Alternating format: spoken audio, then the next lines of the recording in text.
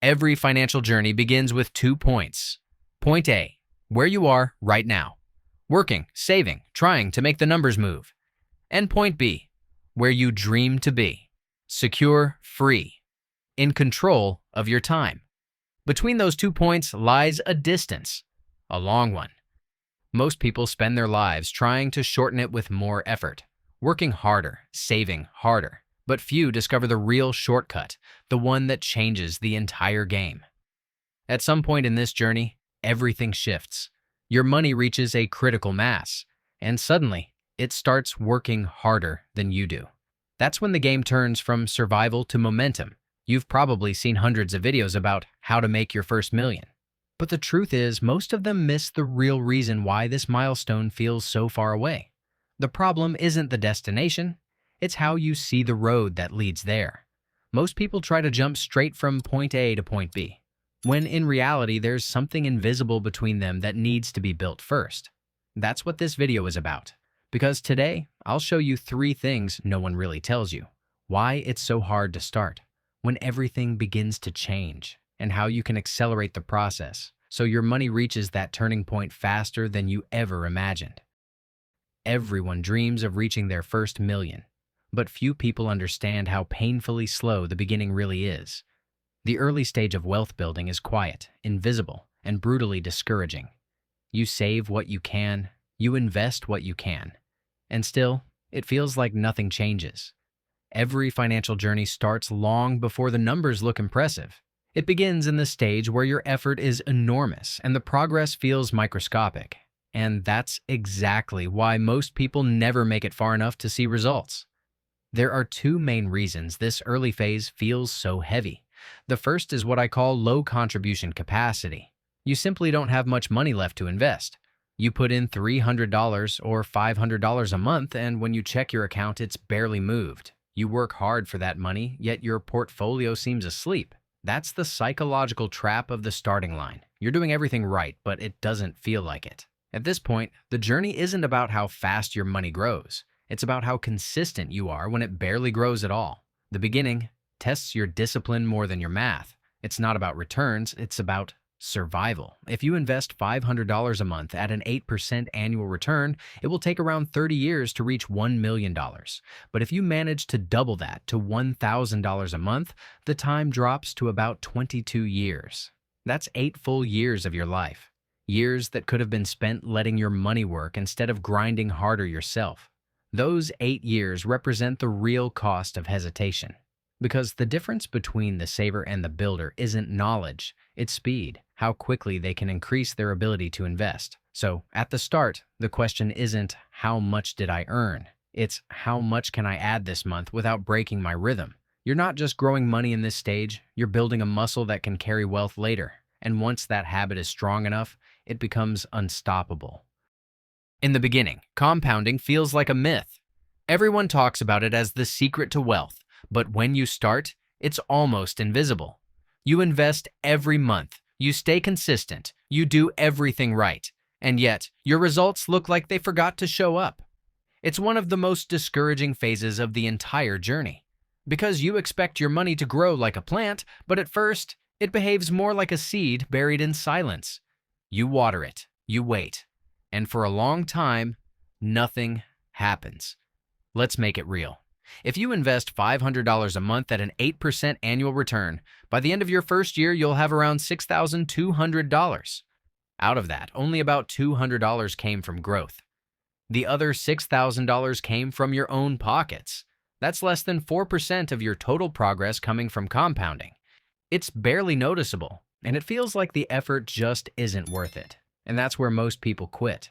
They assume compounding doesn't work because they're judging it too early. They forget that compounding isn't designed to reward the beginner. It rewards the one who stays.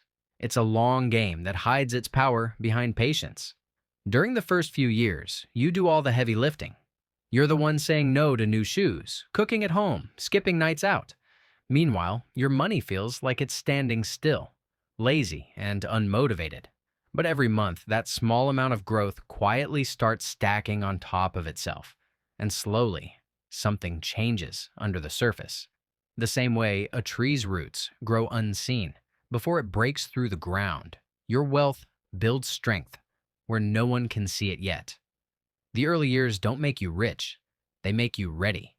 They test whether you can stay consistent when the reward is invisible. Because once compounding finally wakes up, it will move faster than you ever could by effort alone. That's when your money stops whispering and starts roaring. Every wealth journey has a turning point, a moment when the math finally starts to make sense. It's the point where your money reaches a critical mass and suddenly the engine you've been building starts running on its own. This shift doesn't happen in your first few years. It arrives later, often without warning, somewhere around your first $100,000. That number might not sound magical, but it is, because that's when compounding finally wakes up. Before $100,000, you're the one doing all the work. You push the snowball uphill, and every inch forward feels like a battle. But once you hit six figures, gravity switches sides. Your money starts helping you instead of resisting you. Here's what that looks like in real numbers. If you invest $500 a month at an 8% annual return, it takes about 10 years to reach $100,000.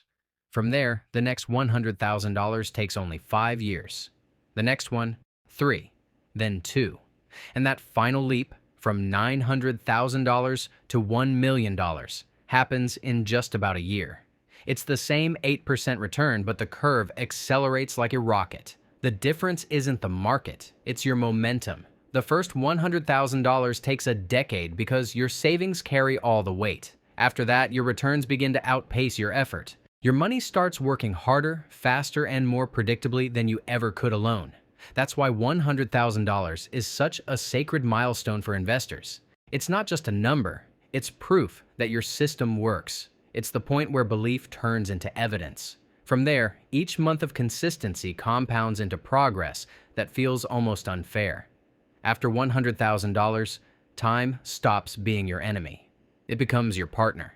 The same discipline that once felt exhausting now feels rewarding because you finally see results that grow without your constant push. That's the moment you stop climbing and start gliding. Now that you know how slow the beginning is, the next question is simple. How do you make it faster? How do you reach that first $100,000, the moment where everything starts to compound, in less time? The answer isn't magic, it's math. You need to raise your contribution capacity as soon as possible, because the truth is, at the start, your returns don't matter much. Your contributions do. If you invest $500 a month at 8% a year, it takes about 10 years to hit $100,000.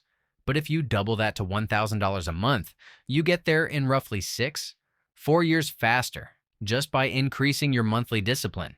That's not a motivational quote. That's a time machine powered by cash flow. And the reason this works is simple. In the early years, the compounding engine is still too small to accelerate itself. It needs fuel, and your contributions are that fuel. The more you feed it, the sooner it catches fire. Every extra dollar invested today buys you time tomorrow. Each consistent year of saving purchases future freedom that can't be replicated later. Because once you reach that critical mass, the game flips. From that point forward, your returns begin to outgrow your effort. Your money finally starts working overtime, even while you sleep.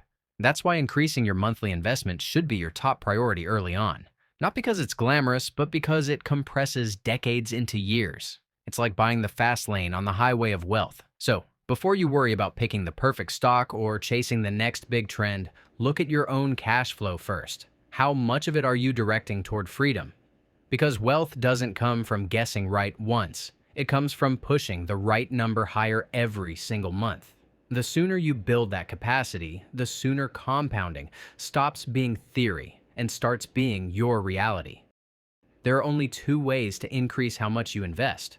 You can earn more, or you can manage better what you already earn. And most people ignore the second one completely. Before thinking about new income streams, you need to understand where your money is leaking. Because money doesn't disappear. It gets misdirected.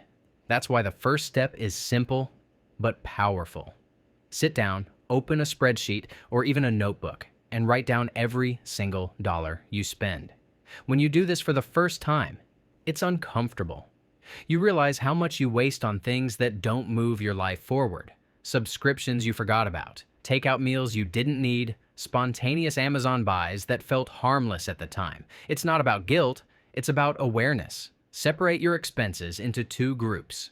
The essentials, things you need to live with dignity, like housing, food, and transportation. And the non-essentials, things that bring comfort but can be reduced or paused temporarily, like dining out, clothes, gadgets, or luxury habits. Once you see those categories clearly, you start taking back control. Because financial chaos doesn't come from not earning enough, it comes from not directing what you earn with purpose. Every dollar you manage is a decision about your future. And most people make those decisions unconsciously, one swipe at a time.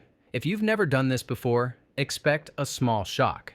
It's like turning on the lights in a messy room you didn't know was that messy. But that moment of honesty is what separates the wishful from the intentional. Once you know where your money is going, you can redirect it toward freedom. Maybe that's an extra $100 a month, maybe $300. It doesn't matter how small it is. What matters is that it moves you closer to your goals.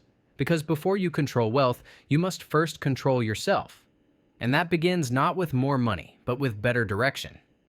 Once you see where your money goes, the next step is building a plan that tells it where to go next. Because without a plan, money follows emotion. And emotion always spends more than logic ever saves. A simple budget isn't about restriction. It's about direction. It's not meant to punish you for living, but to guide you toward freedom with balance. Here's a framework that works for most people starting out. Use it as a flexible map, not a rule carved in stone. Around 50% of your income should cover your needs: rent, food, utilities, transportation, insurance. These are the things that keep your life stable. Next, direct about 15% to your investments, your long-term freedom fund. That includes your 401k, IRA, or any automatic investment account that builds your future quietly in the background.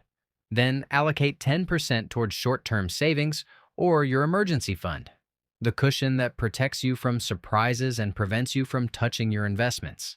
Another 10% should go toward learning and personal growth. This could be books, courses, certifications, or anything that increases your ability to earn more in the future. Think of it as an investment in the person managing your money, you. That leaves roughly 15% for lifestyle, the part that keeps you human. Your hobbies, occasional dining, small indulgences that make the process sustainable. Because a plan that suffocates you won't last long. If you can't reach these percentages right now, start smaller and grow into them. The goal isn't perfection, it's consistency. A person saving 15% of their income every month for 20 years will outperform 99% of people chasing the next big thing. What matters is that you build a structure where saving and investing become automatic, not optional. Because once your system runs without daily effort, discipline turns into lifestyle, and that's when progress becomes permanent. There's a limit to how much you can cut, but there's no limit to how much you can earn, and that's where most people get stuck. They spend their lives perfecting the art of saving, but never learn the skill of expansion. Cutting expenses is important. It gives you control. But earning more gives you power. Because no matter how disciplined you are, your cost of living will always rise. Inflation, housing, healthcare, taxes, everything slowly eats into your freedom. If your income doesn't grow along with it, even good habits will eventually fall behind. At some point, the math stops working. You can only cut so much before you start cutting into your quality of life. That's why the wealthiest people focus on both sides of the equation. They protect their spending, but aggressively increase their income. The truth is, no one becomes wealthy just by saving. You can live frugally forever and still never reach true freedom. Because wealth doesn't come from what you keep. It comes from what you create. Earning more doesn't mean working yourself to exhaustion. It means creating more value for others so the market rewards you accordingly.